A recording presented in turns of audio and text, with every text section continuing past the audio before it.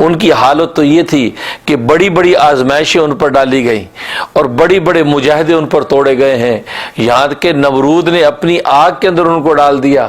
اس ہولناک آگ کے اندر بھی انہوں نے توحید کا دامن چھوڑا نہیں ہے۔ یہاں تک کہ روایات میں آتا ہے کہ عین اسی وقت میں جبرائیل امین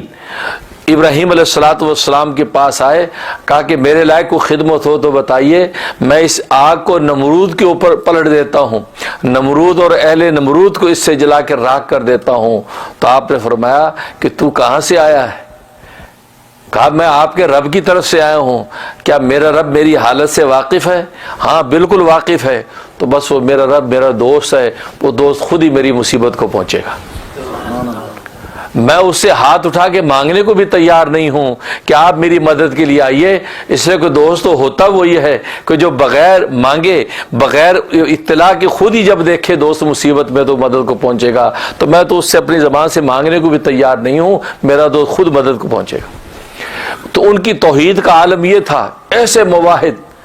کہ جب اللہ کو میری خبر ہے تو پھر مجھے مانگنے کی بھی ضرورت نہیں ہے، اللہ تبارک و تعالی خود نصرت بھیجیں گے۔ اور وہی ہوا کہ اللہ تبارک و تعالی نے ابراہیم کی خلت کا اس عظیم مقام کو دیکھا، اپن کی توحید کا اس اعلیٰ منظر کو دیکھا ہے، تو اللہ تبارک و تعالی کی رحمت جوش میں آ گئی اور آپ نے وہاں سے خطاب فرمایا وَقُلْنَا يَا نَارُ كُونِي بَرْدًا وَسَلَامًا عَلَىٰ ابراہیم۔ اللہ نے کہا کہ ہم نے حکم دیا آگ کو، اے آگ تو ٹھنڈی ہو جائے ابراہیم پر، اور ٹھنڈی ایسے نہیں ہو جانا کہ ٹھنڈک سے وہ ہلاک ہو جائے، بلکہ تیری ٹھنڈک بھی سلامتی والی ٹھنڈک ہونی چاہیے، اس کا ایک بال بیکا بھی نہ ہو۔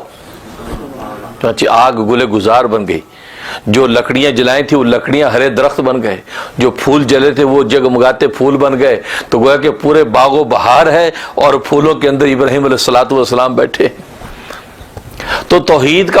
یہ مقام ابراہیم علیہ السلام کو حاصل تھا، اور تمہاری حالت یہ ہے کہ معمولی سی تکلیف آتی ہے تو تم اللہ کے غیر کی طرف دوڑتے ہو،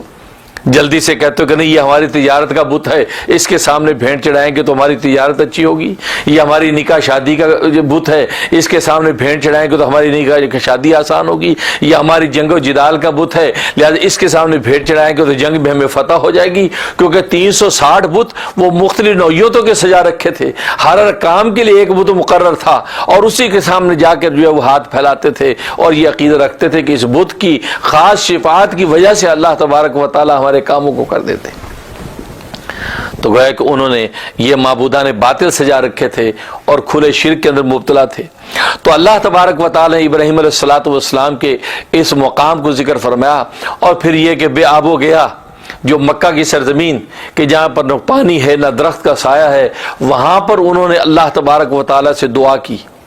اور وہاں کے رہنے والوں کے لیے نعم و نوال مانگا کہ یا اللہ یہاں کے رہنے والوں کو امن عطا فرما، اور یہاں کے رہنے والوں کو رزق روٹی عطا فرما، اور ایسا رزق روٹی کہ جناب کسی قسم کا رزق اور کسی قسم کے پھل فروٹوں کی کمی نہ ہو۔ اور عجیب بات یہ ہے اس میں یہ نہیں مانگا کہ یا اللہ اس سرزمین سے زراعت ہو، اس سرزمین سے پھل پھول نکلیں، اس سرزمین سے پھل پھول نکلیں اور یہیں پر جو کاشتکاری و زراعت ہو، اس زمین کو زرخیز کر دے۔ یہ اس لیے نہیں مانگا کہ ابراہیم علیہ السلام چاہتے تھے کہ میری اولاد کہیں اس سرزمین کے اندر کھیتیاں کرنے میں نہ لگ جائے، زراعت کرنے میں نہ لگ جائے، درخت اگانے میں نہ لگ جائے، پھل فروٹ سجانے میں نہ لگ جائے، بلکہ وہ خالص اللہ کی نماز اور عبادت میں لگی رہے، اور یا اللہ دنیا بھر سے پھل اور رزق ان کے سامنے لا کے ڈال دے۔ اس لیے فرمایا کہ ورزق اہل من الثمرات، کہ ثمرات جو ہے یا اللہ ہر جگہ دنیا کے ہر طرح کے ثمرات یہاں پر پہنچ جائیں۔